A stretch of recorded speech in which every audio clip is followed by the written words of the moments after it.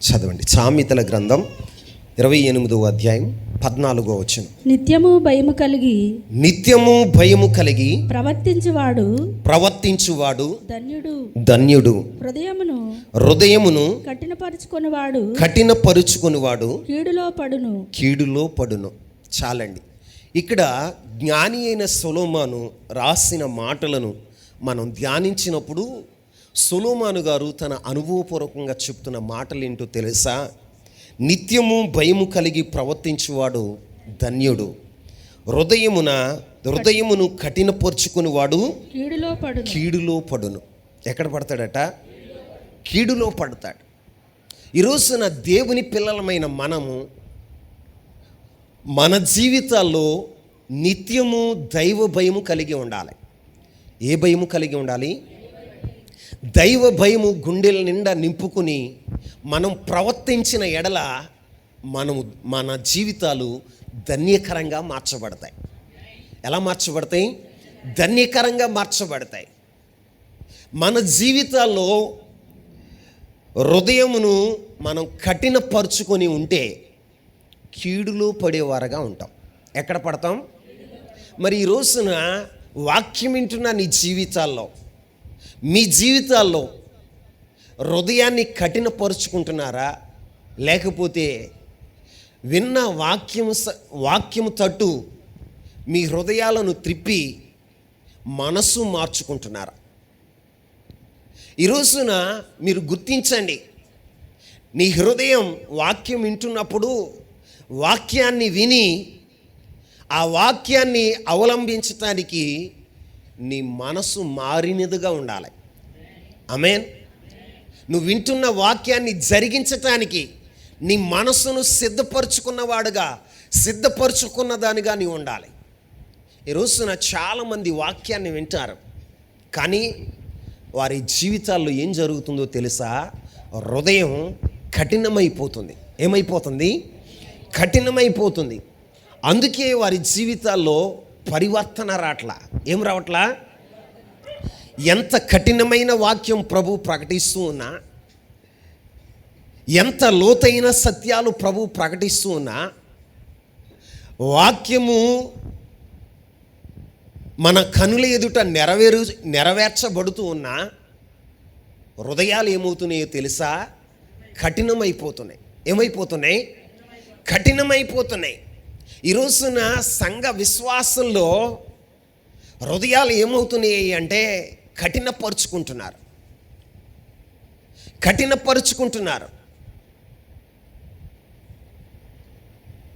అందుకనే క్రీస్తు స్వారూప్యం రావట్లేదు.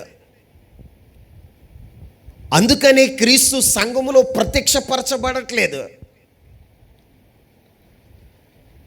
దేవుని వాక్యం వింటున్న మన జీవితాల్లో దేవుని వాక్యానికి అనుకూలంగా మన మనస్సు మార్చుకుంటే మన జీవితాల్లో క్రీస్తు ప్రభువారు ప్రత్యక్షపరచబడతారు.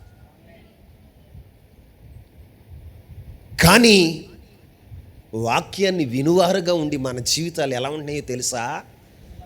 మోసపరుచుకుంటున్నాం. ఏం చేసుకుంటున్నాం? మోసపరుచుకుంటున్నాం. చెవిటి పాముల్లాగా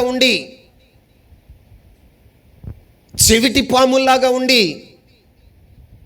ప్రవర్తనలో మార్పు లేదు, మనస్సులో మార్పు లేదు, హృదయాలు కఠినమైపోతున్నాయి. జ్ఞాని అయిన సొలొమోను చెబుతున్నాడు,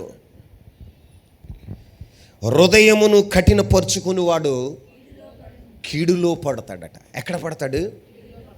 దేవుని వాక్యం వింటూ వాక్యానుసారంగా బ్రతకకుండా, దేవుని వాక్యాన్ని తృణీకరిస్తూ, దేవుని వాక్యం మీద లక్ష్యం ఉంచకుండా సుఖభోగాల వైపు పరుగులెత్తుతూ, లోక ఆశల వైపు పరుగులెత్తుతూ జీవితాన్ని నీవు జీవించాలి అనుకుంటే నీ హృదయంలో ఒక రోజున, నీ జీవితంలో ఒక రోజున కీడులో పడతావు. ఎక్కడ పడతావు? కీడులో పడతావు. హృదయాన్ని, ఆ వాక్యాన్ని వింటున్న మన హృదయాలు ఏమవ్వాలో తెలుసా? మెత్తనివి అవ్వాలి. ఏమవ్వాలి? చెప్పండి. మెత్తనివి అవ్వాలి. మన హృదయాలు ఎలా మారాలో తెలుసా? మెత్తనివిగా మారాలి, లోబడేవిగా ఉండాలి, దేవుని వాక్యానికి విధేయత చూపేవిగా ఉండాలి. కానీ ఈ రోజున మన జీవితాల్లో అలా ఉందా? ఎన్నో సత్యవాక్యాలు వింటున్నావు, కానీ హృదయాన్ని ఏం చేస్తున్నావు తెలుసా? కఠినపరుచుకుంటున్నావు. నీ జీవితంలో, నీ కుటుంబంలో, నీ బిడ్డల జీవితాల్లో దేవుడు ఎన్నో అద్భుతాలు, ఆశ్చర్యకార్యాలు చేస్తున్నాడు. కానీ దానికి కృతజ్ఞుడివై బ్రతకవలసిన నీవు, దానికి కృతజ్ఞులుగా బ్రతకవలసిన మీరు ఎలా బ్రతుకుతున్నారో తెలుసా? హృదయాన్ని కఠినపరుచుకుని కృతజ్ఞత లేనివారుగా బ్రతుకుతున్నారు. కృతజ్ఞత లేనివారుగా బ్రతుకుతున్నారు. ఒక వ్యక్తి జీవితంలో హృదయం ఎప్పుడైతే కఠినమైపోతుందో ఆ వ్యక్తి యొక్క జీవితం ఎలా ఉంటుందో తెలుసా? ఒకసారి చదవండి. ద్వితీయోపదేశ కాండం 22వ అధ్యాయం 30వ వచనాన్ని చదువుదాం. ద్వితీయోపదేశ కాండము 2వ అధ్యాయం 30వ వచనం. అయితే హెష్బోను రాజైన సీహోను మనలను తమ దేశ మార్గమున వెళ్ళనిచ్చుటకు సమ్మతింపలేదు. నేడు జరిగినట్లు నీ చేతికి అతనిని అప్పగించుటకు నీ దేవుడైన యెహోవా అతని మనస్సును కఠినపరిచి అతని హృదయమునకు తెగింపు కలుగచేసెను. ఏం కలగజేశాడంట? తెగింపు కలుగచేసెను. అతని హృదయమునకు తెంపు కలగచేసెను. అమ్మా, తెగింపు అక్కడ రాయబడిన మాట తెగింపు కాదు కానీ తెంపు కలుగచేశాను. ఏం కలగజేశాడు? తెంపు కలగచేశాడు. అంటే మనకు అర్థమయ్యే భాషలో ఏంటో తెలుసా? తెగింపు. అందరూ చెప్పండి, తెగింపు. ఒక మనుషుని యొక్క హృదయం కఠినమైపోయినప్పుడు ఒక మనుషుడు ఎలా ప్రవర్తిస్తాడంటే తెగించేస్తాడు. ఏం చేస్తాడు? ఏం జరిగితే అదే అది జరుగుతుంది లేగరా. ఏమనుకుంటాడు? ఏం జరిగితే అదే జరుగుతుంది లేగరా అని తెగించి. ఇక్కడ ఇశ్రాయేలు ప్రజలు ఐగుప్తును విడిచి కనాను దేశం వెళుతున్నారట. ఏ దేశం వెళుతున్నారు? ఐగుప్తుని విడిచి కనాను దేశం, వాగ్దత్త దేశానికి వారు ప్రయాణమై వెళుతుంటే వారి ప్రయాణంలో ఒక ప్రాంతానికి వచ్చారు. ఏ ప్రాంతం అయ్యా అంటే హెష్బోను అనే ప్రాంతానికి వచ్చారు. ఏ ప్రాంతానికి? హెష్బోను అనే ప్రాంతానికి వస్తే ఆ ప్రాంతాన్ని పరిపాలిస్తున్న రాజైన సీహోనును దైవజనుడైన మోషే గారు, ఇశ్రాయేలు పెద్దలు కలిసి సీహోను రాజు దగ్గరికి వెళ్ళి, రాజా, మీ దేశం గుండా మేము అద్దరికి వెళ్ళాలి, ఆ దరికి మేము వెళ్ళాలి, యోర్దాను అవతలకి మేము వెళ్ళాలి, దయచేసి మీ దేశం గుండా మమ్మల్ని వెళ్ళనివ్వండి. మేము మీ దేశంలో ఏది ముట్టము, ఏదైనా మాకు ఆహారం కావాల్సి వస్తే మేము డబ్బులు ఇచ్చి కొనుక్కుని ఆహారాన్ని తీసుకుంటాం.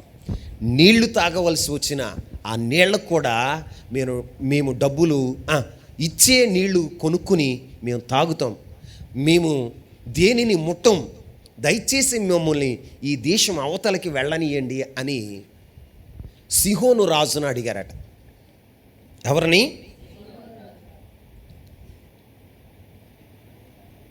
సీహోనుని అడిగినప్పుడు రాజైన సీహోను ఏం చేశాడో తెలుసా? ఇశ్రాయేల్ ప్రజలను వెళ్ళటానికి అనుమతి ఏమివ్వలేదండి, అనుమతి ఇవ్వాల. అంతకుముందే ఇశ్రాయేళ్ళు రాజులను జయించారు. వారి జీవితాల్లో ఐగుప్తుని విడిచినది మొదలుకొని ఎప్పుడు ఓటమి అనేది సరిచూడాల. అలాంటి జయశీలుగా బయలుదేరి వస్తున్న ఇశ్రాయేలు ప్రజల గురించి ఆ చుట్టుప్రక్కల ప్రాంతాల్లో ఉన్న రాజ్యాలకు, రాజులకు తెలిసింది. ఇదిగో దేవుని ప్రజలు వస్తున్నారు, దేవుని సన్నిధి వారితో కూడా వస్తుంది, వారు వెళ్ళిన చోటల్లా దేవుడు జయాన్ని అనుగ్రహిస్తున్నాడు, అపజయమంటూ లేదు. వారు 30 లక్షల మంది ఇశ్రాయేలు ప్రజలు వారు కనాను దేశానికి వెళుతున్నారట. ఇదిగో ఎదురైన రాజులందరినీ ఓడించారట అన్న సంగతి ఆ ప్రాంతంలో ఉన్న రాజులందరికీ తెలిసిందట. తెలిస్తే ఈ షిహోను ఏం చేశాడో తెలుసా? హెష్బోను రాజైన సిహోను ఏం చేశాడో తెలుసా? ఇశ్రాయేలు ప్రజలను ఆ దేశం గుండా వెళ్ళటానికి అనుమతి ఇవ్వాల. ఏం చేయాలా? అనుమతి ఇవ్వాల. ఏం చేశాడో తెలుసా? హృదయాన్ని కఠినపరుచుకుని యుద్ధం చేయటానికి తెగించిన వాడగా ఉన్నాడట. ఏం చేశాడు? యుద్ధం చేయటానికి తెగించిన వాడగా ఉన్నాడట. కారణం ఏంటో తెలుసా? ఆయన హృదయం ఏమైందో తెలుసా? కఠినమైపోయింది. ఏమైపోయింది? దేవుడు చేసిన అద్భుతాలు, దేవుడిచ్చిన విజయాలను గురించి విని ఇతని హృదయం ఏమైందో తెలుసా? కఠినమైంది. ఏమైంది? కఠినమైంది. ప్రియులరా, ఈ రోజున మన కుటుంబాల్లో, మన జీవితాల్లో, మన గ్రామంలో, మన సంఘంలో ఎన్నో అద్భుతాలు మనం చూసాం. ఎన్నో ఆశ్చర్య కార్యాలు, దేవుడు చేసిన గొప్ప కార్యాలు మనం అనుభవిస్తూనే మన హృదయాలు ఏమవుతున్నాయో తెలుసా? కఠినపరుచుకుంటున్నాం. కఠినపరుచుకుని తెగించిన వారుగా ఉంటున్నాం. ఎలా ఉంటున్నాం? ఉపవాస ప్రార్థన జరుగుతుంటే తెగించి నువ్వు రెస్ట్ తీసుకుంటున్నావు. ఏం తీసుకుంటున్నావు? తెగించి. అంటే నీ హృదయం ఏమైందో తెలుసా? కఠినమైపోయింది. దేవుని సన్నిధికి ఒకరోజు వెళ్ళకపోతే ఏమవుద్దలే అంటే అర్థం ఏంటో తెలుసా? తెగింపు నీలోనికి వచ్చింది. ఏమొచ్చింది? తెగింపు నీలోనికి వచ్చింది. ఈ రోజున దేవుని సన్నిధిని నిర్లక్ష్యం చేస్తున్నావంటే ప్రతిరోజు దేవుని కృపను అనుభవిస్తున్నావు, దేవుని వాత్సల్యతను అనుభవిస్తున్నావు, ప్రతిరోజు దేవుని సంరక్షణ అనుభవిస్తూనే నువ్వేం చేస్తున్నావు తెలుసా? తెగిస్తున్నావు. ఏం చేస్తున్నావు? ఆయనే నిన్ను సంరక్షించకపోతే, ఆయన కృప నీ మీద లేకపోతే, ఆయన వాత్సల్యత నీ మీద లేకపోతే ఈరోజు నువ్వు సజీవుడిగా ఉండేవాడవా? ఆలోచన చేయి. నీకు వచ్చినటువంటి విషమ పరిస్థితుల్లో, నీకు కలిగిన ప్రమాదాల్లో, మీ కుటుంబంలో ఏర్పడిన విషమ పరిస్థితుల్లో నీవు ఇప్పటి వరకు నిలిచి ఉండేవాడవా? ఆయన వాత్సల్యతను అనుభవిస్తూనే, ఆయన సంరక్షణను అనుభవిస్తూనే నీ జీవితంలో ఏం చేస్తున్నావు తెలుసా? హృదయాన్ని కఠినపరుచుకుంటున్నావు. ఎందుకు నీ జీవితంలో దేవుని సన్నిధి పట్ల నిర్లక్ష్యం అంటే హృదయం కఠినమైపోయింది. ఏమైపోయింది? భక్తిపరులాగా ఆదివారం ముసుకేసుకుని వస్తున్నారు. మరి మీరు ఈ ప్రాంతంలోనే ఉన్నారుగా. ఏ రంగారావు గారు లాగాను, విక్టర్ బాబు లాగాను పొరుగురులో లేరుగా. ఉన్నారా? మాట్లాడండి. పొరుగురులో ఉన్నారా? లేరుగా. ఈ ప్రాంతంలోనే ఉన్నారుగా. ఏమన్నా ఈ ప్రాంతంలో వరదలు వచ్చి కొట్టుకుపోయిందిరా అమ్మా? మరి ఏమైపోయారు? కాలు దీతే సిమెంట్ రోడ్డు మీద పెడతాం. ఎక్కడ? ఇప్పుడు గత 13 సంవత్సరాల క్రితంలాగా ఈ ఊరిని దేవుడు ఉంచలేదుగా. దేవుడు ఎంతగానో మేలు చేసి మంచి రోడ్లు ఇచ్చాడు కదా, విశాలమైన రోడ్లు ఇచ్చాడు కదా, బురదంటకుండా సిమెంట్ రోడ్లు ఇచ్చాడుగా. మరి రావటానికి ఏంటి బాధ? ఏంటంటే హృదయం కఠినమైపోయింది. ఏమైపోయింది? హృదయం కఠినమైపోయింది. దేవుడు చేసిన మేలులను అనుభవిస్తూ కూడా, ప్రతి క్షణం అనుభవిస్తూ కూడా హృదయం ఏమైపోతుందో తెలుసా? కఠినమైపోతుంది. అందుకే జ్ఞాని అయిన సొలొమోను అంటున్నాడు, నీ హృదయం కఠినమైపోతే ఒక రోజున నీ జీవితంలో ఎక్కడ పడతావో తెలుసా? కీడులో పడతావు. ఎక్కడ పడతావు?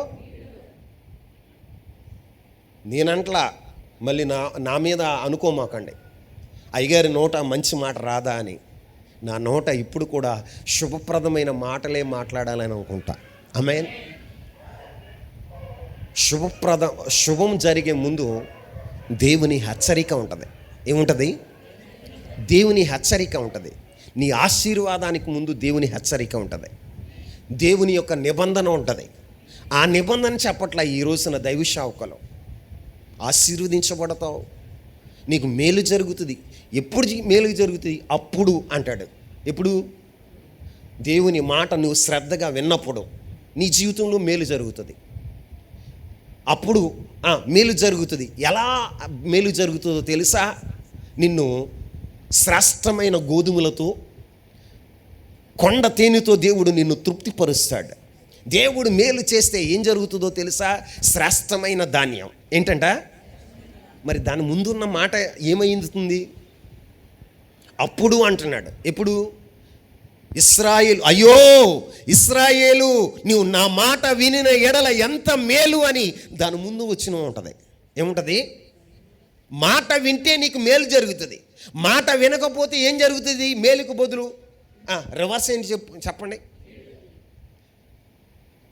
దైవ సేవకులు ఎలా ఉన్నారో తెలుసా? దేవుడు నీకు మేలు చేస్తాడు. ఎంత మేలు చేస్తాడో తెలుసా?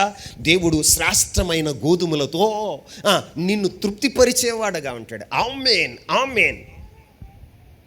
చేయవలసిన పని చేయవలసిన పని చెప్పట్లా. ఈ రోజున దేవుడు కూడా చెప్తున్న మాట ఏంటో తెలుసా? నీ హృదయం కఠినపరుచుకుంటే నువ్వేం చేస్తావో తెలుసా? కీడులో పడతావట. అదే నీ హృదయాన్ని మెత్తనపరుచుకుని దేవుని వాక్యం ప్రకారం నువ్వు మారు మనసు పొందితే దేవుడు నీకు మేలు చేస్తాడు. కీడుకు బదులు మేలు చేస్తాడు, మేలుతో తృప్తిపరుస్తాడు. కానీ ఈ రోజున క్రైస్తవ్యం ఏమైపోతుందో తెలుసా? అనుదినము దేవుని సంరక్షణను అనుభవిస్తూ ఆయన ఎలా కాపాడుతున్నాడు తెలుసా? కునుకక నిద్రపోక. ఎలాగా? కునుకక నిద్రపోక నీ రాకపోకలన్నిటిలో కూడా నీ పాదములకు రాయి తగలకుండా ఆయన కాపాడుతున్నాడు. ఎలా కాపాడుతున్నాడు? రాయి తగలకుండా కాపాడుతున్నాడు. కానీ నువ్వేం చేస్తున్నావు తెలుసా? ఆయన సంరక్షణను అనుభవిస్తున్నావు కానీ హృదయాన్ని ఏం చేస్తున్నావు తెలుసా? కఠినపరుచుకుంటున్నావు. ఏం చేస్తున్నావు? ఐగుప్తు దేశంలో దేవుడు 13 అద్భుతాలు చేశాడు. ఎన్ని అద్భుతాలు చెప్పండి? ఇశ్రాయేలు ప్రజల మధ్యన అద్భుతాలు చూసి, ఐగుప్తి ప్రజల మధ్యన దేవుడు అద్భుతాలు చేశాడు. అద్భుతం చేసినప్పుడల్లా కూడా అద్భుతానికి ముందు ఫరో రాజు ఏమంటున్నాడో తెలుసా? దేవుడు ఈ వచ్చినటువంటి విపత్తును తప్పిస్తే నేను నిశ్చయంగా ఇదిగో ఇశ్రాయేలు ప్రజలను నేను విడిచిపెడతాను, వారు ఈ దేశాన్ని విడిచిపెట్టి వెళ్ళి దేవునికి బలి అర్పించుకోవచ్చు అని చెబుతున్నాడు. ఇదిగో మోషే, నువ్వు వెళ్ళి మీ దేవునికి ప్రార్థన చేస్తే ఈ కఠిన పరిస్థితులు పోతాయి అని చెప్తే నిశ్చయంగా నువ్వు చేస్తావా అని దైవజనుడైన మోషే ఫరోను అడుగుతున్నాడు. అడిగినప్పుడల్లా కూడా ఏమంటున్నాడో తెలుసా? నిజంగా నేను చేస్తాను. ఏమంటున్నాడు? నిజంగా నేను చేస్తాను. ఇదిగో ఇశ్రాయేలు ప్రజలను నేను విడిచిపెడతాను, వారు వెళ్ళి మీ దేవునికి బలి అర్పించుకోవచ్చు, స్వేచ్ఛగా వెళ్ళొచ్చు అని చెప్తున్నాడు. మోషే దేవుని సన్నిధికి వెళ్ళి ప్రార్థన చేయగానే ఆ తెగులాగిపోతుంది. ఏం జరుగుతుంది? తెగులాగిపోతుంది. మరలా యథావిధిగా ఫరో యొక్క హృదయం ఏమవుతుందో తెలుసా? కఠినమైపోతుంది. ఏమైపోతుంది? అద్భుతం చేస్తున్నాడు, హృదయం కఠినమైపోతుంది. ఏమైపోతుంది? కఠినమైపోతుంది. ఫరో చూశాడు. ఎన్ని చూశాడు తెలుసా? కర్ర పాముగా మార్చబడింది. ఎలా మార్చబడింది? పాముగా మార్చబడింది. ఐగుప్తీయులు మంత్రజ్ఞులు కూడా పాములు చేశారు. కానీ విచిత్రం ఏంటంటే ఐగుప్తీయుల మంత్రజ్ఞులు చేసిన ఆ పాములన్నిటినీ మోషే పాము మింగివేసింది. ఏమైందండి? మింగివేసిందే. ఆ యొక్క ఐగుప్తు దేశంలో ఉన్న నదుల పైన, నైలు నది మీద, ఆ నీటి బొగ్గల మీద కర్రను ఎత్తి చాపితే ఆ నైలు నది అంతా కూడా రక్తంగా మారింది. ఎలా మారింది? రక్తంగా మారింది. మేము కూడా రక్తం చేస్తాం. ఏం చేస్తాం? మేము కూడా రక్తం చేస్తామండి. కానీ ఫరో యొక్క హృదయం ఏమైందో తెలుసా? కఠినమైపోయింది. ఏమైపోయిందండి? ఇప్పుడు పేలును తయారు చేశారు. ఏం తయారు చేశారు? వీళ్ళ వల్ల కాలేక ఇది దేవుని శక్తే కానీ మరొకటి కాదు అన్నాడు. అప్పుడు మోషేని పిలిచి, అయ్యా నువ్వు మీ దేవునికి ప్రార్థన చేయి, ఈ పేలిపోవాలి. ఏం పోవాలి? పేలిపోవాలి అంటే దైవజనుడైన మోషే ప్రార్థన చేశాడు. ఐగుప్తు దేశంలో నుంచి పేలు వెళ్ళిపోయినాయి. తెల్లారి పొద్దున్నే మోషే అహరోను కలిసి ఫరో దగ్గరికి వచ్చారు. అప్పటికి హృదయం ఏమైపోయింది తెలుసా? కఠినమైపోయింది. ఎవరి హృదయం? ఫరో హృదయం కఠినమైపోయింది. ఇదిగో నువ్వు మాట తప్పుతున్నావు, నా దేవుడు రోషం కలిగిన దేవుడు, ఆయన ఎందుకు కనికరిస్తున్నాడు, నువ్వు అస్తమానం మాట తప్పమాకు అని చెప్తున్నాడు. మోషే మాట ఇంట్లా హృదయాన్ని కఠినపరుచుకుంటున్నాడు. ఏం చేస్తున్నాడు? కప్పలు వస్తాయి అన్నాడు. కప్పలు వచ్చినప్పుడు మళ్ళీ మోషే ఈ కప్పలు పోవాలని ప్రార్థన చేయి, నేను ఇడిచిపెట్టేస్తాను అన్నాడు. సరే అని దేవుని సన్నిధికి వెళ్ళాడు, ప్రార్థన చేశాడు. కప్పలు వెళ్ళిపోయినాయి. ఇక మాట ఇంట్లా మళ్ళీ ఏం చేసాడో తెలుసా? ఈగలు వచ్చినాయి. ఏమొచ్చినాయి? ఈగలు వచ్చినాయి. ఈగలు వస్తే అబ్బా ఇవన్నీ ఇబ్బందిగా ఉన్నాయి, అంతా ఇబ్బందిగా ఉంది, దయచేసి మోషే ప్రార్థన చేయి అన్నాడు. ప్రార్థన చేశాడు. ఈగలు వెళ్ళిపోయినాయి. ఐగుప్తు దేశం అంతా చీకటి వచ్చింది. ఏమొచ్చింది? చీకటి వచ్చేసింది. చీకటి వచ్చేస్తే కన్ను కనపట్ల, ఎవరెక్కడ ఉన్నారో తెలియట్లా. మోషే ఇది చాలా భయంకరంగా ఉంది, చీకటిగా ఉంది, నీ దేవునికి ప్రార్థన చేయి, చీకటి తొలగిపోవాలని, ఇశ్రాయేలు ప్రజలను విడిచిపెట్టేస్తాను అన్నాడు. ఇలా పలుమార్లు వడగండ్లు కురిసిని మిడతలు వచ్చినాయి. భయంకరమైనటువంటి తెగుళ్ళు ఆ దేశం మీదకు వస్తూ ఉన్న ఫరో హృదయం ఏమైపోయిందో తెలుసా? కఠినమైపోయింది. ఏమైపోయింది? ఈ రోజున నీ జీవితంలో కూడా ఫరో హృదయంలాగా నీ హృదయం కఠినమైపోలేదా? ప్రతి క్షణం ప్రతి నిమిషం దేవుని యొక్క సంరక్షణను అనుభవిస్తూ, దేవుని యొక్క పోషణను అనుభవిస్తూ, దేవునిలో ఉన్న జీవాన్ని అనుభవిస్తూ నీ హృదయం ఏమైపోతుందో తెలుసా? కఠినమైపోతుంది. దేవుడు అద్భుతం చేస్తున్నాడు, ఆశ్చర్య కార్యాలు చేస్తున్నాడు. మీ జీవితాల్లో కూడా రోగాలు వచ్చినప్పుడు స్వస్థపరుస్తున్నాడు, సమస్యలు వచ్చినప్పుడు పరిష్కరిస్తున్నాడు. మీ జీవితాల్లో ప్రతికూల పరిస్థితిని ప్రగతిగా మార్చి మీ జీవితాల్లో నెమ్మది క్షేమాన్ని ఇస్తుంటే, ఇచ్చిన సుఖాన్ని బట్టి, ఇచ్చిన సంక్షేమాన్ని బట్టి, ఇచ్చినటువంటి దేవుడు ఇచ్చినటువంటి సంరక్షణను బట్టి నువ్వేం చేస్తున్నావు తెలుసా? హృదయాన్ని కఠినపరుచుకుని హృదయం కొవ్వి కఠినమైపోతుంది. ఏమైపోతుందట? కఠినమైపోతుంది. ఈ రోజున హృదయాలు కఠినమైపోతుంది. దేవుని మాట వినట్లా. ఇక్కడ ప్రభు వాక్యం ఏమని చెప్తుందో తెలుసా? హృదయము కఠినపరుచుకుని వాడు కీడులో పడతాడు. ఎక్కడ పడతాడు? దేవుడు కూడా చూస్తాడు. ఆయన కనికర సంపన్నుడు కదండి, కరుణా వాత్సల్యం కలిగిన దేవుడు కదండి. ఆయన ఏం చేశాడో తెలుసా? 13 సార్లు 14 సార్లు ఫరోకి అవకాశం ఇచ్చాడు. ఏం చేశాడు చెప్పండి? అవకాశాన్ని ఇచ్చాడు. కానీ ఆ అవకాశాన్ని సద్వినియోగం చేసుకోవాలా. హృదయాన్ని కఠినపరుచుకుంటే ఆ దేశంలో ఉన్నటువంటి తొలుసులందరూ హతులైపోయారు. ఏమైపోయారండి? కారణం ఏంటండి? హృదయాన్ని కఠినపరుచుకున్నప్పుడు దేవుడు ఏం చేశాడో తెలుసా? ఐగుప్తు దేశంలో ఉన్న తొలుసులందరినీ నాశనం చేశాడు, సమూల నాశనం చేశాడు. సంహార దూత రాత్రికి రాత్రి ఐగుప్తు పట్టణంలో సంచరించి ఆ దేశంలో ఉన్న ఐగుప్తీలందరూ పశువుల్లోనూ ప్రజల్లోనూ తొలిసూలు పుట్టిన వారిని అందరినీ కూడా ఆ రాత్రికి రాత్రి సంహార దేవత ఏం చేసిందో తెలుసా? సంహరించింది. ఏం చేసిందండి? ఆ కీడు రావటానికి కారణం ఏంటి అమ్మా? చెప్పండి. ఆ కీడు రావటానికి కారణం ఏంటి? దేవుడు అవకాశం ఇచ్చాడు, పలుమార్లు అవకాశం ఇచ్చాడు. హృదయాన్ని కఠినపరుచుకున్నారు. మారు మనసు పొందవలసిన వారు, దేవుని తట్టు తిరగవలసిన వారు, దేవుని మాట వినవలసిన వారు, దేవుని మాటకు విధేయత చూపవలసిన ఫరో హృదయాన్ని కఠినపరుచుకుంటే ఆ రాత్రికి రాత్రి ఏం జరిగిందో తెలుసా? ఐగుప్తు దేశమంతా కూడా తొలుసుళ్ళు హతులైపోయారు. ఏ ఇంటిలో చూసినా శవమే కనపడుతుంది. ఏం కనపడుతుంది? శవమే కనపడుతుంది. ఏడుస్తున్నారు. అయ్యో ఇంత ఘోరం జరిగింది ఏంటి? అయ్యో ఒక రోజునే ఐగుప్తు దేశంలో ఉన్న తొలిసూలు ఇంట్లో చనిపోతే పర్లా, పశువులు చూస్తే తొలిసూలు పుట్టిన పశువులు చచ్చిపోయినాయి. ఏం చచ్చిపోయినాయి? మేకలు చచ్చిపోయినాయి, గొర్రెలు చచ్చిపోయినాయి, తొలిసూళ్ళన్నీ కూడా హతం చేయబడినాయి. ఐగుప్తు దేశం అంతా రోదన. ఏంటండి రోదన?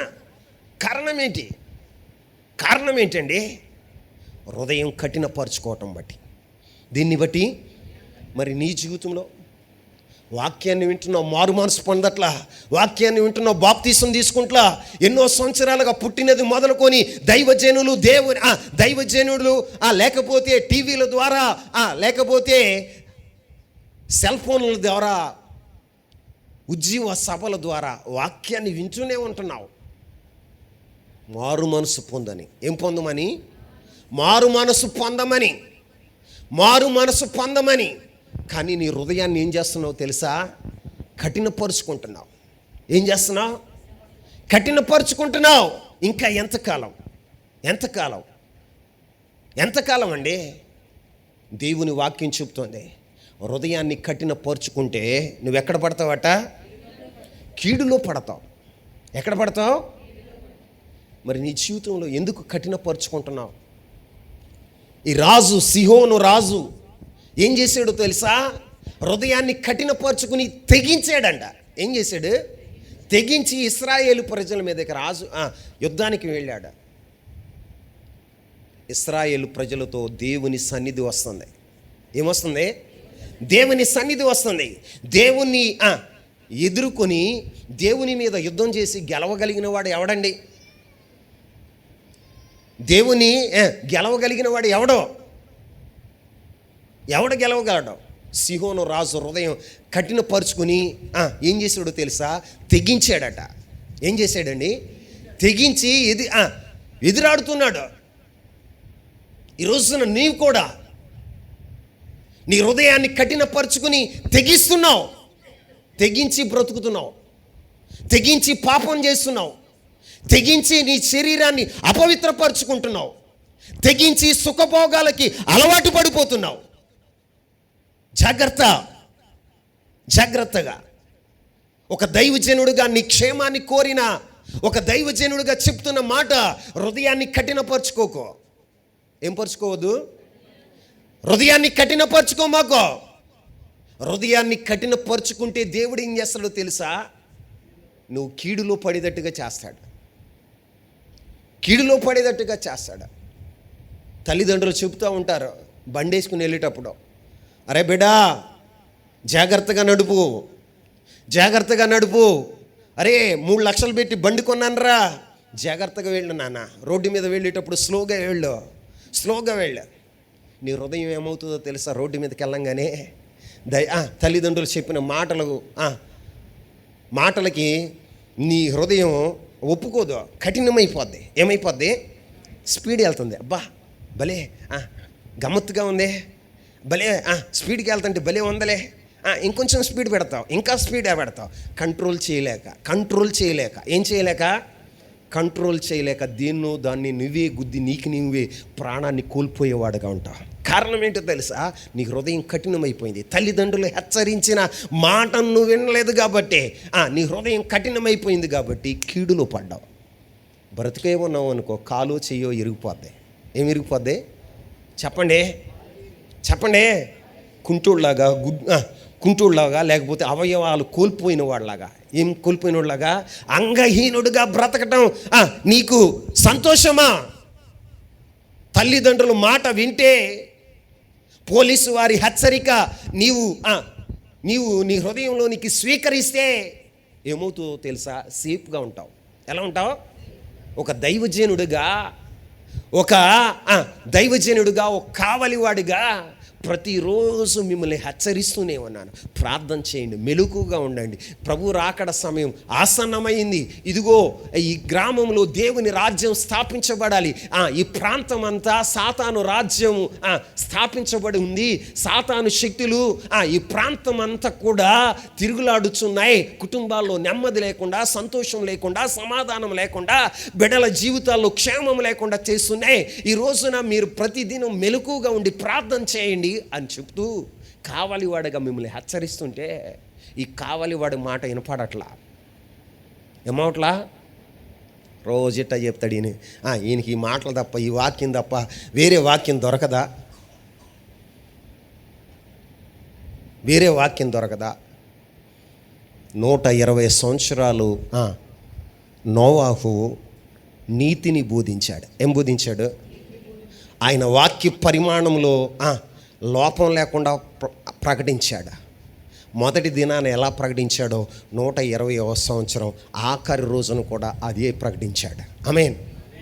నేను చెప్తున్నాను, మీ గ్రామం వచ్చినది మొదలుకొనే నేటి వరకు నా వాక్య పరిమాణంలో ఏమీ తగ్గించలా. ఆమేన్.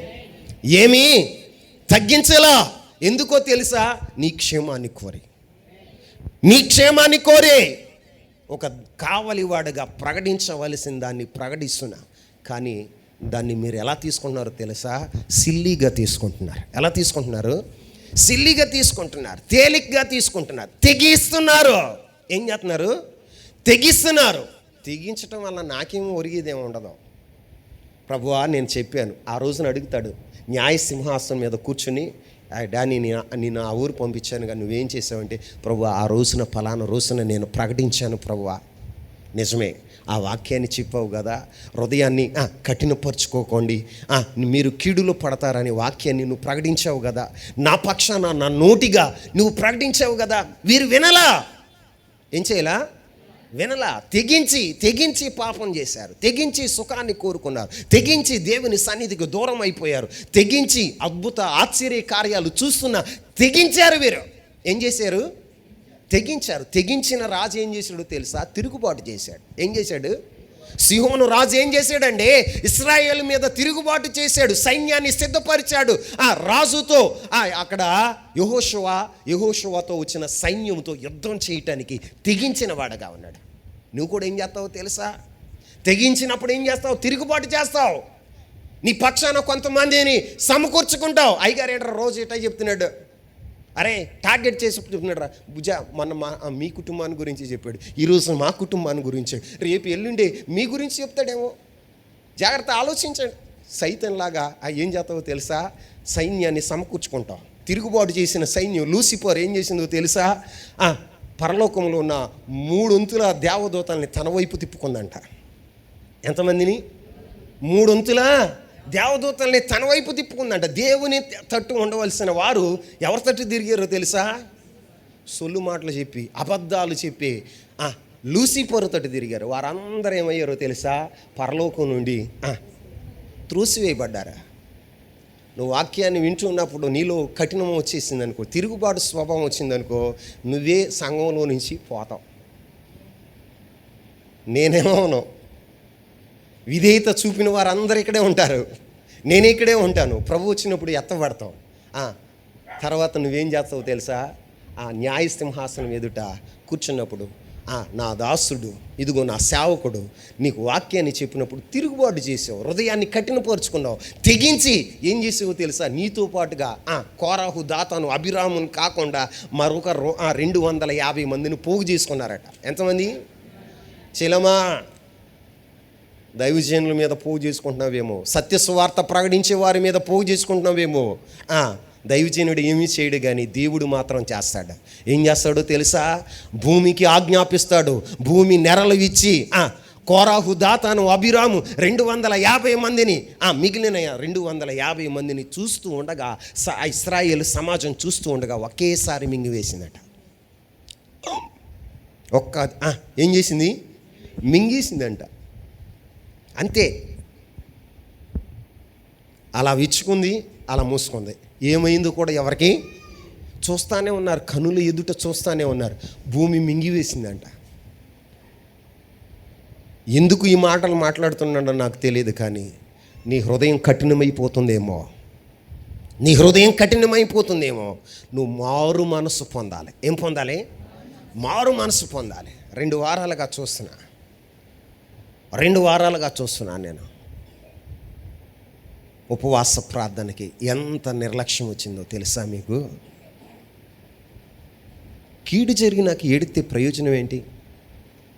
ఏమండి, అది జరగక ముందర మనం ఏం చేయాలో తెలుసా? తప్పించుకో ప్రభువా, మా కుటుంబం చుట్టూ సంరక్షణ కలగచేయి ప్రభువా, కంచె వేయ్యా, కాపుదల ఉంచేయ్యా, భద్రత కలగచేయ్యా అని దేవుని సన్నిధిలో గోజాడుకుంటే ఆయన క్షేమాన్ని ఎత్తాడు. చేతులు కాలిపోయిన తర్వాత ఆకులు పట్టుకుంటే ప్రయోజనం ఏంటి అమ్మా?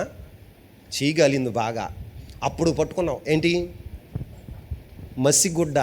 ఏ గుడ్డ? మసిగుడ్డ. అప్పటికి బొబ్బలు వచ్చేసినాయి, చేతి నిండా బొబ్బలు వచ్చేసినాయి. ఇప్పుడు గుడ్డెట్టి ఎట్టగన్నావు, తోళ్ళు ఊడిపోతాయి, గాయాలు అవుతాయి. ఏమవుతాయి? ఈ అధ్యాయంలో ఏం రాయని బయట ఉందో తెలుసా? ఈ సామెతల గ్రంథం 28వ అధ్యాయంలో ఏమని రాయబడి ఉందో చూడండి. 9వ వచనం చదవండి. ధర్మశాస్త్రము వినబడకుండా చెవిని తొలగించుకొని వాని ప్రార్థన హేయము. ఏంటంట? కొంతమంది అంటారు ఏమని తెలుసా? మేము ఇంటికాడ ప్రార్థన చేసుకుంటున్నామండి. ఏం చేసుకుంటున్నారట చెప్పండి? వాక్యాన్ని నువ్వు అనుసరించావు, దైవజనుని అనుసరించావు, క్రీస్తు ప్రభువారిని అనుసరించావు.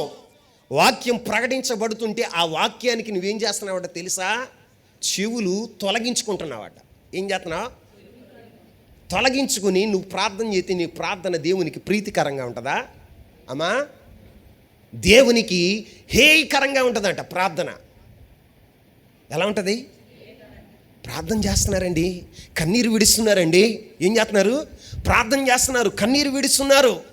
ఎందుకు? దేవుడు వింటలా. ఎందుకు వింటలేదంటే వాక్యానికి నువ్వు చెవు ఇవ్వగట్లా, వాక్యం చెప్పినట్లుగా నువ్వు ప్రవర్తించట్లా, వాక్యానికి వ్యతిరేకంగా ప్రవర్తించి ప్రార్థన చేస్తున్నావు. ఆ ప్రార్థన ఏమవుతుందంటే దేవుని దృష్టికి హేయకరంగా ఉంటుంది. ఎలా ఉంటుంది?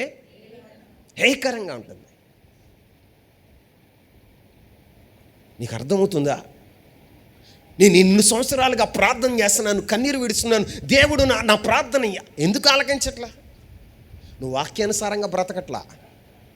వాక్యాన్ని వింటున్నావు కానీ చెవుల్ని తొలగించుకుంటున్నావు. ఏం చేస్తున్నావు? వాక్యం కఠినంగా కనపడుతుంది నీకు, కఠినంగా. ప్రతిష్టతలో ఉండమ్మా, వైరాగ్యం కలిగి నువ్వు బ్రతుకమ్మా, సజీవ యాగంగా నువ్వు సమర్పించుకోమ్మా అని దేవుని వాక్యం చెప్తుంటే అదేమైపోయిందో తెలుసా నీకు? బాధాకరంగా ఉంది. ఎలా ఉంది? ఈ మాటలు ఎట్లా చెప్తా? చిన్నప్పటి నుంచి మనం వినలేదా? ఎట్లా చెప్తారు రాయగారులా? ఈ వాక్యాన్ని నీవు ఏం చేస్తున్నావు తెలుసు? చెవులు తొలగించుకుంటున్నావు. అప్పుడు నువ్వు కూడా ప్రార్థన చేస్తున్నావు. ప్రభువా నాకు ఉద్యోగం ఇవ్వవా, ప్రభువా నాకు సంతానాన్ని ఇవ్వా, ప్రభువా నాకు మంచి భాగస్వామిని ఇవ్వవా, ప్రభువా నాకు ఆరోగ్యాన్ని ఇవ్వ. ఆ ప్రార్థన ఎలా ఉంటుందో తెలుసా? దేవునికి హేయకరంగా ఉంటుంది. ఎలా ఉంటుంది?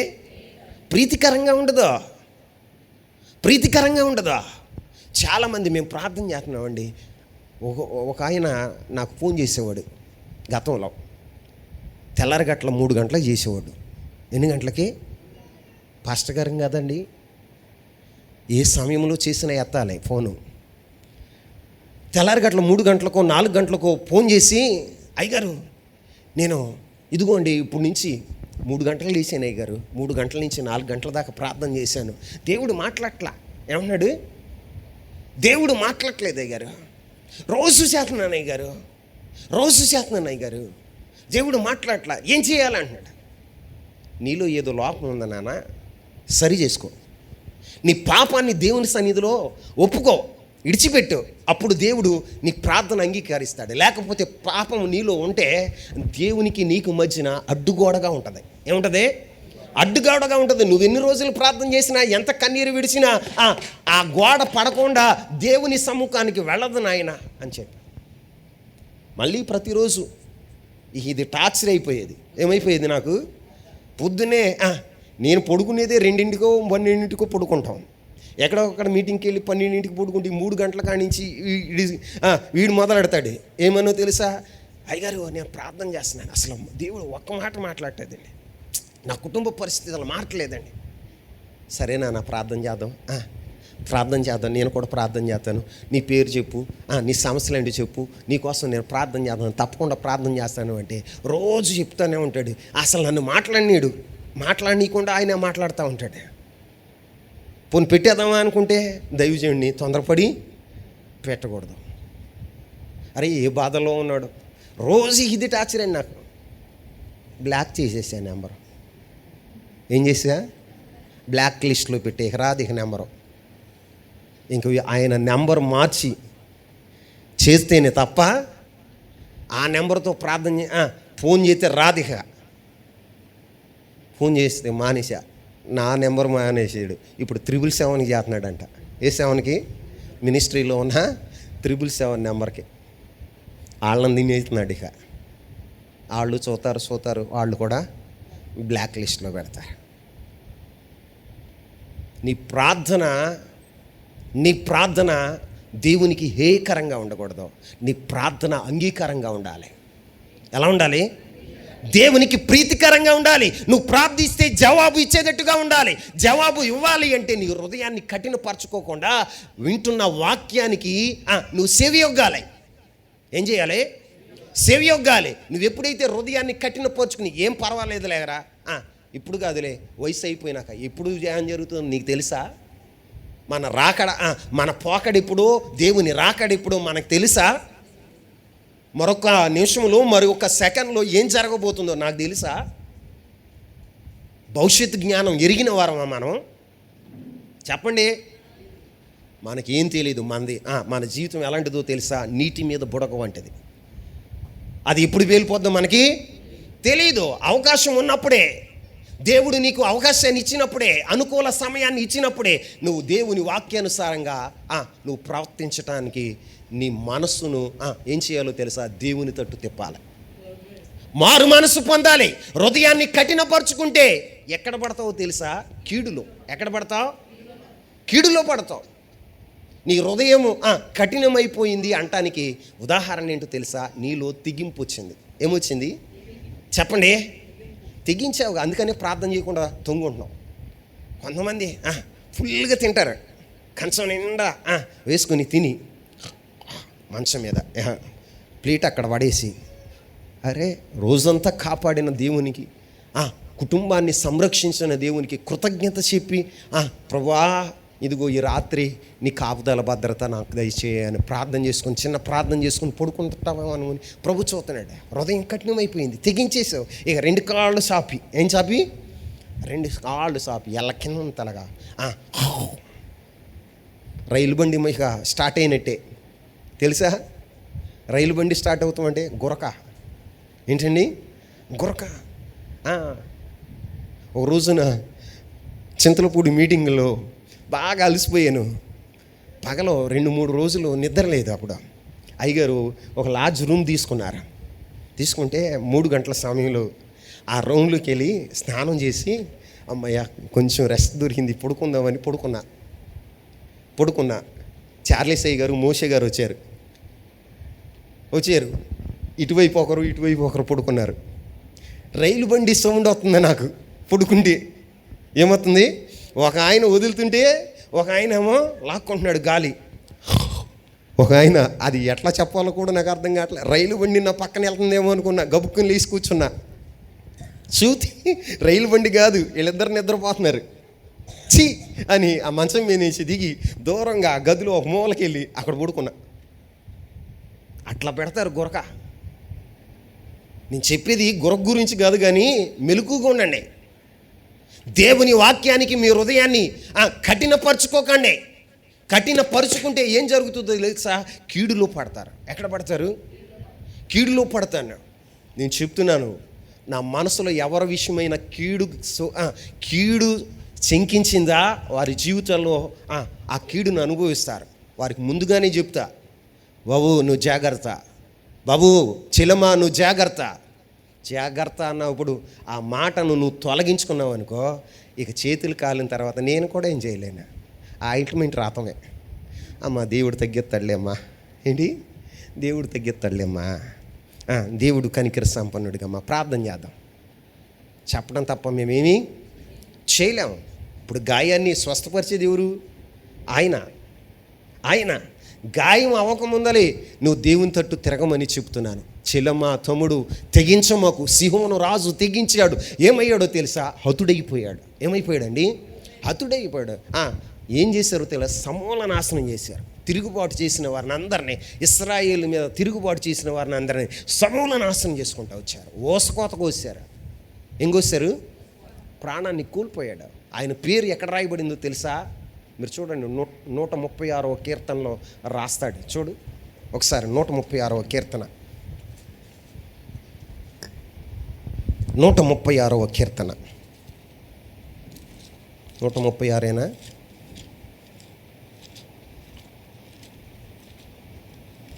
కీర్తనల గ్రంథం 136వ కీర్తన 19వ వచనం. అమోరీల రాజైన సీహోను ఆయన హతము చేశాను, ఆయన కృప నిరంతరం ఉండును. బాషాను రాజైన ఓగును ఆయన హతము చేశాను, ఆయన కృప నిరంతరం ఉండును. ఏం చేశాడట దేవుడు? తెగించి తిరుగుబాటు చేస్తే ఊరుకున్నాడా దేవుడు? ఏం చేశాడు? హతం చేశాడు. ఏం చేశాడు? నీ జీవితంలో నష్టం జరగకముందలే నువ్వు మారు మనసు పొందాలని ఒక దైవసేవకుడిగా 2 చేతులెత్తి మిమ్మల్ని గోచాడుతున్నాను. ఇప్పుడైనా మెలకుగా ఉండండి, ప్రార్థన చేయండి, దేవుని సన్నిధిని అనుభవించండి. దేవుని సన్నిధికి వచ్చినాక ఏకీభవించడం నేర్చుకోండి. ఏం చేయాలి? ఏకీభవించి ప్రార్థన చేయాలి. ఏకీభవించి ప్రార్థన చేయాలి. మరి మనం ఏకీభవిస్తున్నామా? ఆన్లైన్లోకి వస్తున్నారు చాలామంది ఆన్లైన్లో పాలు పంపులు పొందుతున్నారు. ఆన్లైన్లోకి వచ్చి ఏం చేస్తారో తెలుసా? ప్రార్థన ఏకీభవించారు. ఏం చేయరు? ఏకీభవించారు. ఎప్పుడు అద్భుతం జరుగుతుందో తెలుసా? ఎప్పుడు ఆశ్చర్యకార్యం జరుగుతుందో తెలుసా? అపుస్తల కార్యాలు చూడండి. అపుస్తల కార్యాలు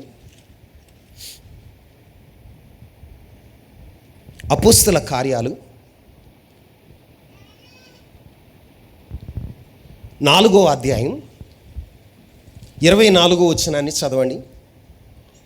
వారు విని ఏక మనసుతో దేవునికిట్లు బిగ్గరగా మొరపెట్టిరి. ఆగమ్మా, ఎలా మొరపెట్టారు? ఎట్లా? ఏక మనసుతో. మనము ప్రార్థించడానికి కూడుకున్నప్పుడు ఏక మనస్సుతో ఏం చేయాలో తెలుసా? బిగ్గరగా. చెప్పండి. మనం ఎలా ప్రార్థన చేస్తాం? గుడుగుడుమంట, నీలోనే. మామూలుగా దెబ్బలాడమంటే, భర్తతోనూ అత్త మీదో దెబ్బలాడమంటే స్పీకర్ లేకుండా ఊరంతా వినపడద్దా? చెప్పండి. ప్రార్థన చేయమంటే నోటంట మాట వస్తుందా? ఇక్కడ అపోస్తులు ఎవరండి? అపోస్తుల సంఘంలో ప్రజలు ఎలా ఉన్నారో తెలుసా? వారు ఒక సంఘటన విన్నారు. ఏంటి ఆ సంఘటన అంటే, అపోస్తులను ఆటంకపరిచి బెత్తాలతో కొట్టి వాళ్ళని సరసాల్లో వేశారు. ఇదిగో సువార్తను ప్రకటించటానికి అనుమతి ఇవ్వట్లేదు అని వారు వచ్చి సంఘంతో చెప్తే, సంఘం అంతా ఏక మనసు కలిగి బిగ్గరగా మొరపెట్టారట. ఎలా మొరపెట్టారు? చెప్పండి. బిగ్గరగా మొరపెడితే 31వ వచనాన్ని చదవండి. వారు ప్రార్థన చేయుచుండగా వారు కూడి ఉన్న చోటు కంపించెను. అప్పుడు వారందరూ పరిశుద్ధాత్మతో నింపబడిన వారై దేవుని వాక్యము ధైర్యముగా బోధించిరి. ఆమేన్. ఎలా ప్రార్థన చేసినప్పుడు? చెప్పండి. సంఘంగా కూడినప్పుడు ఎలా ప్రార్థన చేయాలి?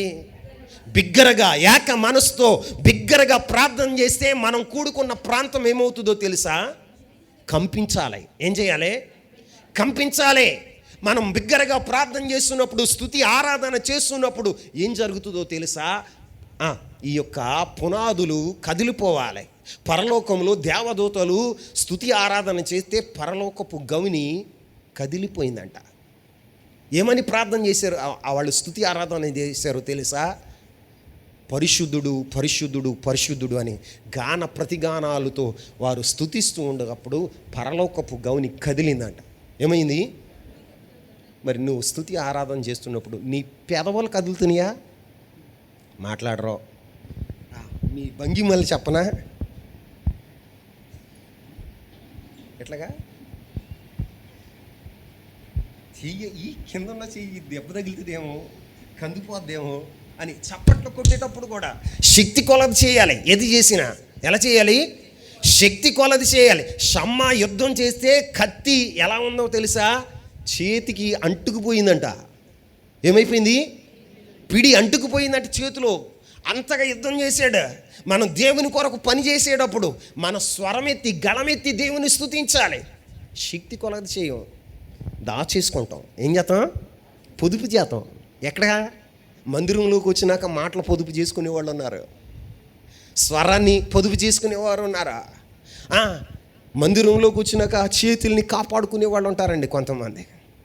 లేదు ప్రియులారా, ఆనాడు అపోస్తలు ఏం చేశారో తెలుసా? బిగ్గరగా ఏక మనస్సుతో వారు ప్రార్థన చేశారు. వారు పాటలు పాడుతూ స్తుతిస్తూ ఉంటే శరసాల పునాదులు ఏమైనాయో తెలుసా? చెప్పండి. మరి నువ్వు ఎప్పుడన్నా పాట పాడితే ఎప్పుడన్నా ఏమన్నా కదిలినాయా? పక్కన ఉన్న వాళ్ళు ఎవరన్నా కదిలేరా? ఏమన్నా మూమెంట్ వచ్చిందా? ఏం చేస్తావో తెలుసా? ఆరాధన ఆయన చేసుకుంటాడు, అరిణం పాడుకుంటుంది, లేకపోతే రాజుగారు పాడుకుంటారు, లేకపోతే ఇంకొక ఉంటుంది, ఎవరు సరస్వతి పాడద్ది, లేకపోతే రత్నం పాడద్ది. మనకెందుకు పూజ? మనకెందుకు పూజ? అనుసరించే వాళ్ళు వాళ్ళు ఉన్నారు. మైకులు ఇచ్చారు వాళ్ళకి. ఎవడికే మైకులు ఉన్నప్పుడు పాడేరాళ్ళు? రమేష్ బాబు, ఆ కాలంలో మైకులు ఉన్నాయా? ఎలా పాడారు? వారు పాడుతుంటే చెరసాల్లో ఉన్న వారందరూ విన్నారంట. వారు ప్రార్థన చేస్తుంటే చెరసాల్లో ఉన్న వాళ్ళందరూ విన్నారంట. వారు పాటలతో అర్ధరాత్రిలో లేచి పాటలతో కీర్తనలతో దేవుని స్తుతిస్తుంటే జైల్లో ఉన్న వారందరూ విన్నారు. వాళ్ళు పాడుతూ ఆరాధన చేస్తూ ఉండగానే జైలు గోడలన్నీ కూడా పెళ్ళమని ఒక్కసారి కూలిపోయినాయి అండి. ఏంటి అద్భుతం? ఏంటి ఆశ్చర్యం? పారిపోవలసిన దొంగలు, పారిపోవలసిన ఖైదీలు అందరూ ఒకసాటకు వచ్చేసారు. ఎక్కడికి వచ్చారు? పౌలు శీల దగ్గరకు వచ్చారు. ఏంటయ్యా ఈ అద్భుతం? ఏంటయ్యా ఈ ఆశ్చర్యం? గోడలు బద్దలైపోతాం ఏంటి? ఈ పునాదులన్నీ కూలిపోతాం ఏంటయ్యా అంటే, సర్వశక్తుడైన యేసుక్రీస్తు ప్రభువారు ఇట్టి కార్యాన్ని చేశాడా? ఆమేన్. మేము ఆరాధిస్తున్న దేవుడు అద్భుతం చేశాడు. ఇదిగో మా శక్తి కాదు, మా బలం కాదు, మా పరాక్రమం కాదు, దేవుని శక్తి. ఏమని చెప్పారు? అయ్యా మేమేం చేయాలి? మారు మనసు పొందాలి. ఏం చెప్పాడు? మారు మనసు పొందాలి. ఏం పొందాలని చెప్పాడు? మారు మనసు పొందాలి. జైల్లో ఉన్నవారు మారు మనసు పొందారు.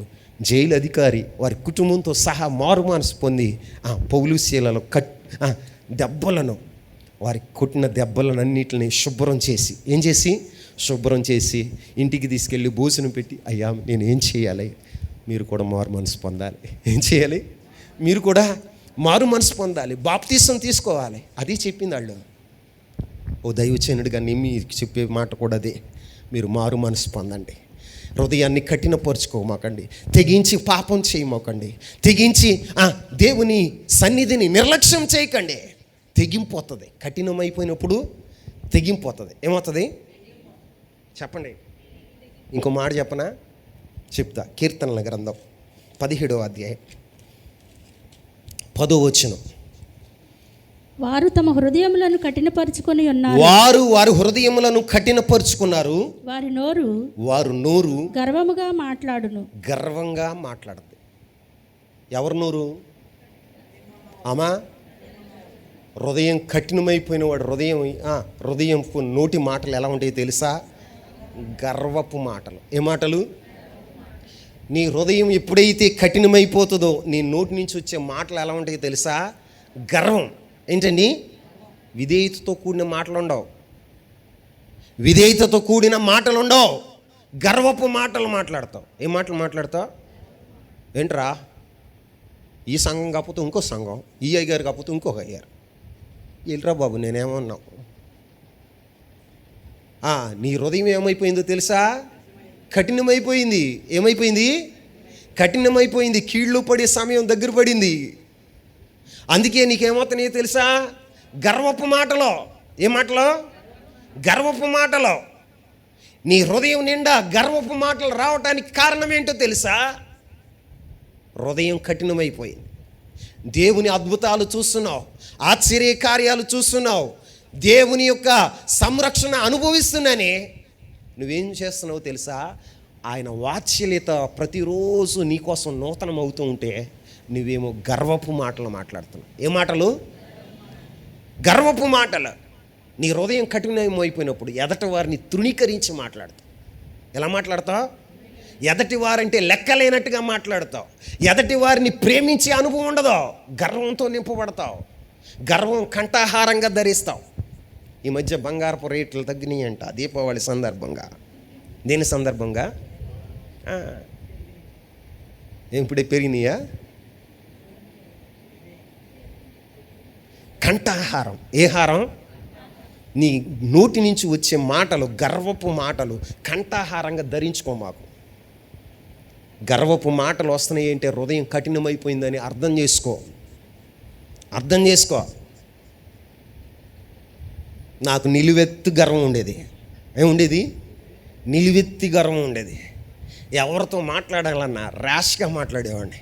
ఎవరితో మాట్లాడాలన్నా ఎలాగ ఉండేవాడిని తెలుసా? ఇవాళ చనిపోయానుకో, పెళ్ళవ ముందర ఏమని చెప్పాను తెలుసా? ఇవాళ చచ్చిపోయానుకో, రేపటికి 2వ రోజు. ఏమనండి? రేపటికి 2వ రోజు ఏమవుద్దురా రా. కొట్టుకోవడానికైనా కొట్లాడటానికైనా నోటి నిండా వచ్చే మాటలు ఏంటో తెలుసా? గర్వపు మాటలు. ఏ మాటలు? ఇవన్నీ వేళ మంచివి కాదా? అన్ని వేళలు మంచివి కాదు. హృదయం కఠినమైపోయింది. దేవుని ఎరగకుండా తిరిగినప్పుడు హృదయం కఠినపరుచుకొని తల్లిదండ్రులు అయ్యో నన్ను 9 మాసాలు మోసి కని పెంచారు అన్నది ఆలోచించకుండా మాట్లాడేవాడిని. ఇవాళ చచ్చిపోతే రేపు 2 రోజులు ఏమవుద్దురా. ఇవేం మాటలో తెలుసా? గర్వపు మాటలు. ఏ మాటలో? కీళ్ళు పడినాక తేలుతుంది. ఎప్పుడు చెప్పండి? కీళ్ళు పడినాక తెలుస్తుంది. ఎవడు మూతి మీద పెట్టి కొడతాడు, మూతి పళ్ళు రాలిపోతాయి. అప్పుడు ముందు సిట్టు ఉంటాయి చూసావా, ఖాళీ అయిపోయినప్పుడు మొత్తం ఎట్టగా దమ్మేషా దత్తబాబా, అప్పుడు మాట స్పష్టంగా రాదు. సరస్వతిని పుళ్ళు లేవుగా, స్పష్టంగా రాదు. పొళ్ళు ఓడగొట్టక ముందలే. ఏం ఓడగొట్టక ముందలే? పొళ్ళు ఓడగొట్టక ముందలే గర్వాన్ని విడిచిపెట్టుదువుగాక, మారు మనసు పొందుదువుగాక. ఈ రోజున హృదయం కఠినమైపోయినప్పుడు ఒకటి తెగించి ఏం చేస్తాం? తెగించి తిరుగుబాటు చేస్తాం. హృదయం కఠినమైపోయినప్పుడు గర్వపు మాటలు మాట్లాడతాం. ఏం మాటలు మాట్లాడతాం? మనం నోట నుంచి వచ్చే ప్రతి మాట గర్వంగా ఉంటుంది. ఎలా ఉంటుంది? గర్వంగా ఉంటుంది. కారణం ఏంటో తెలుసా? నీరు అణువణువున గర్వంతో నింపబడ్డావని గుర్తించు. ఈ బలము ఎప్పుడూ ఉండదు. ఉంటుందా? ఉంటుందా అనిల్ బాబు? ఇప్పుడున్న బలము ఒక 20 సంవత్సరాల తర్వాత ఉంటుందా? 20 సంవత్సరాల తర్వాత నేను ఎట్ట చూడాలో ఒకసారి ఊహించుకో. గ్రాఫిక్స్లోకి వెళ్ళి 10 సంవత్సరాల క్రితం ఉన్నప్పుడు నేను అంతా నల్లగా ఉన్నాను. ఎలా ఉన్నాను చెప్పండి? నల్లగా ఉన్నాను. మీ ఊరు వచ్చినప్పుడు నా తలంతా నల్లగా చక్కగా ఉండేది. ఇప్పుడు 10 సంవత్సరాల్లో రూపు దెబ్బగా మార్చేసాడు ప్రభు. సున్నం కొట్టిన సమాధిలాగా చేసాడు. ఏం చేశాడు చెప్పండి? సున్నం కొట్టేసాడు మొత్తం తెల్లగా. ఐబ్రోస్ కూడా తెల్లబడిపోయినాయి. ఏమైపోయినాయి? నీ రూపురేఖలు నువ్వు ఉన్నప్పుడు, ఇప్పుడున్నప్పుడు, బలం ఉన్నప్పుడు ఉండవు. బలం పోయినాక, అన్నీ పోయినాక, బలమంతా పోయాక పాడమ్మా. ఏం పోయాక?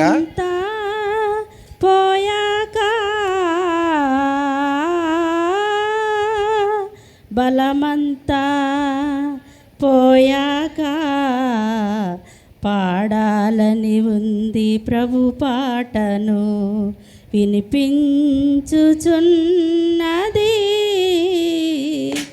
కేక నాకు. ఆమేన్. అప్పుడు అనిపిస్తుందంట. ఏమి అనిపిస్తుంది? బలమంతా పోయినాక దేవుని మాట వినాలని. ఏమి వినాలని?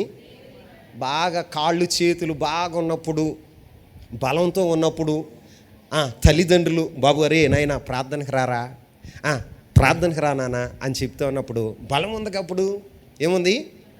బలమంతా పోయిన తర్వాత అప్పుడు అడుగుతావంట, అమ్మా నేను దేవుని సన్నిధి అమ్మ ఉండదు అప్పుడు ఉంటుందా? ఏమండి నేను దేవుని మందిరానికి వెళ్ళాలండి. ముసలోడా ఆడ కూర్చో. ఇప్పుడు వెళ్తాడంట. ఓ వయసులో ఉన్నప్పుడేమో ఇష్టం వచ్చినట్టు తిరిగి అన్నీ అయిపోయినాక ఇప్పుడు దేవుని మందిరానికి వెళ్తాడట. భక్తుడు ఊరుకుండ్రా ఇలా బలమంతా పోయాక ఏం పోయాక బలమంతా పోయాక ఏమంటున్నాడంట? దేవుని మాట వినాలని. ఆ మాట వినాలి. స్వరం వినపడుతుంది. ఏం వినపడుతుంది? ప్రయోజనం ఏమంది?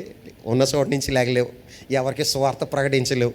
నీ వలన ఇప్పుడు అందరికీ పనే కానీ నీ వలన ప్రయోజనం, దానివలన ప్రయోజనం ఏముంటుంది? నీ బలం ఉన్నప్పుడే, నీ యొక్క ఆయుష్ ఉన్నప్పుడే, ఆరోగ్యం ఉన్నప్పుడే దేవుని కొరకు నువ్వు పనిచేసేవాడుగా ఉండాలి.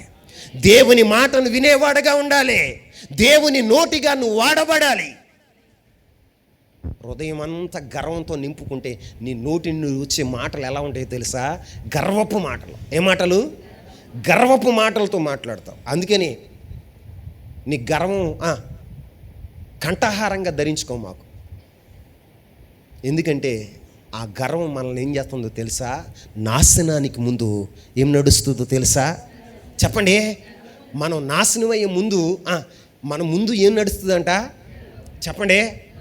గర్వం. గర్వం వచ్చిందంటే అర్థం ఏంటో తెలుసా? నీ నాశనానికి సమీపంగా ఉన్నావు. ఏమన్నావు? సమీపంగా ఉన్నావు.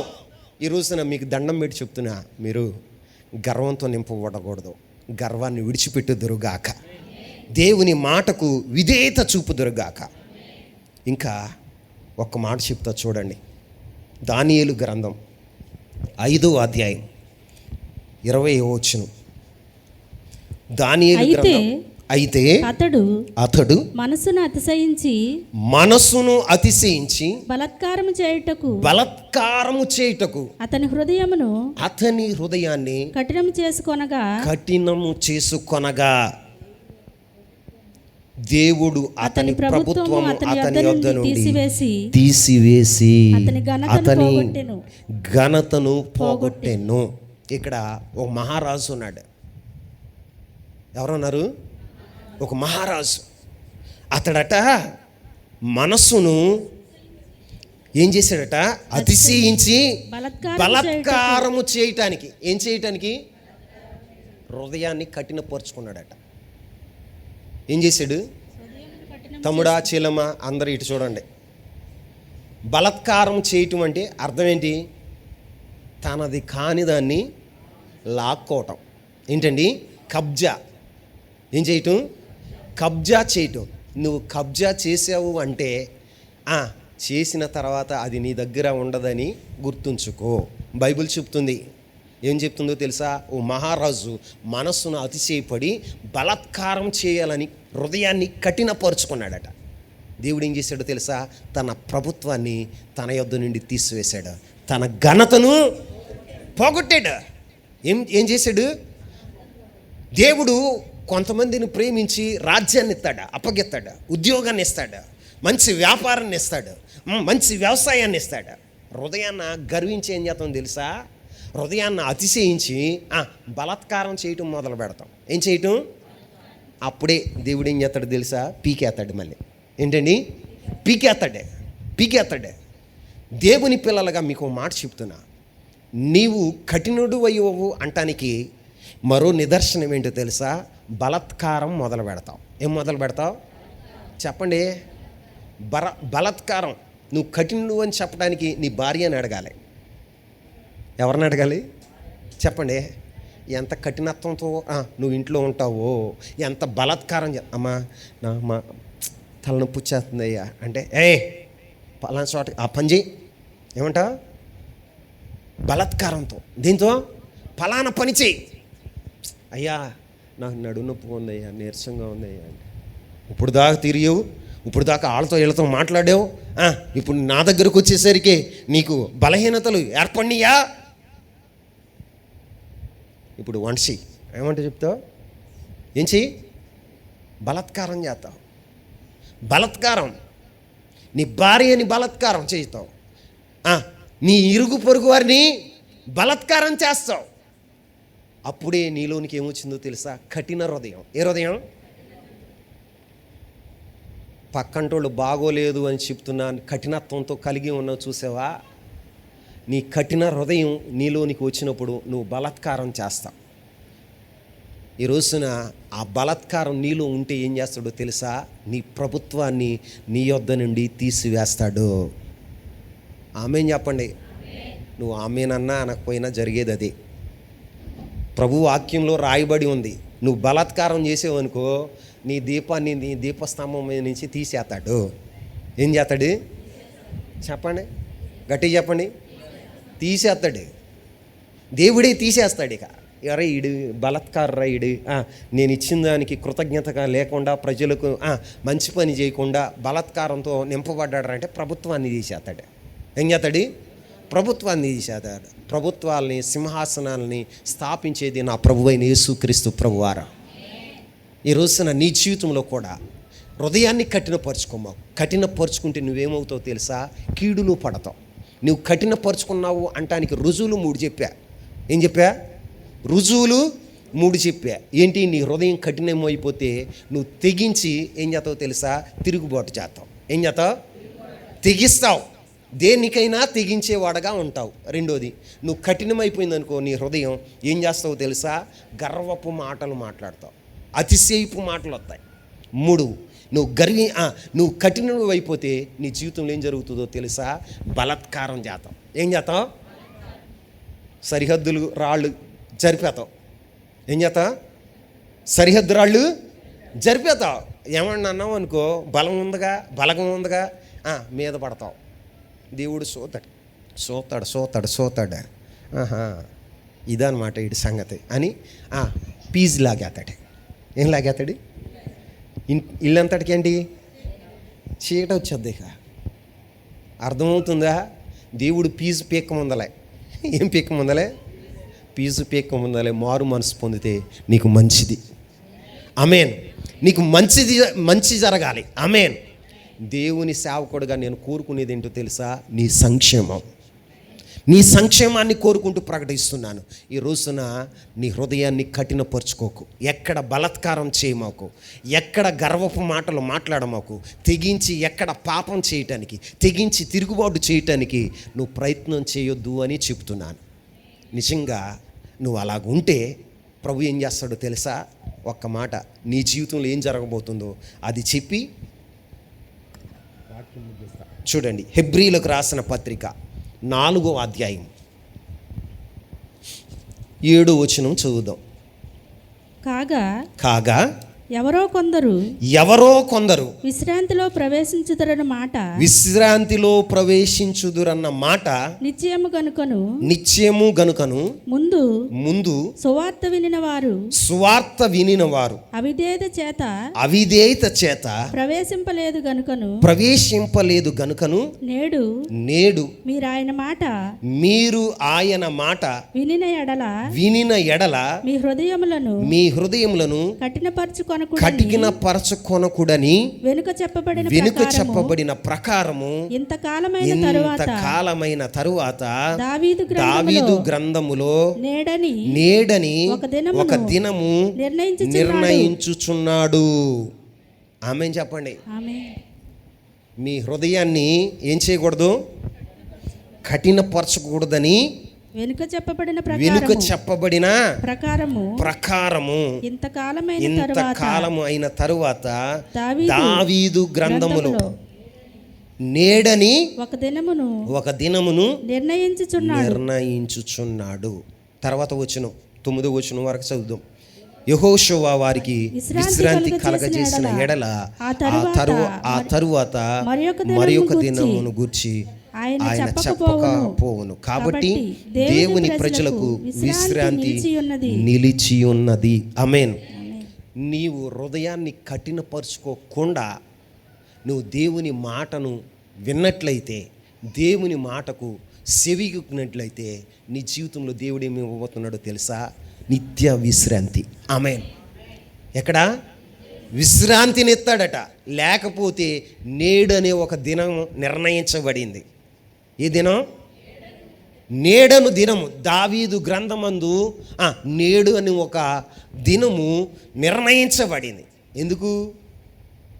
నీ గర్వాన్ని అణిచటానికి, నీ కఠినత్వాన్ని తొలగించటానికి నేడు అనే దినము ఉంది.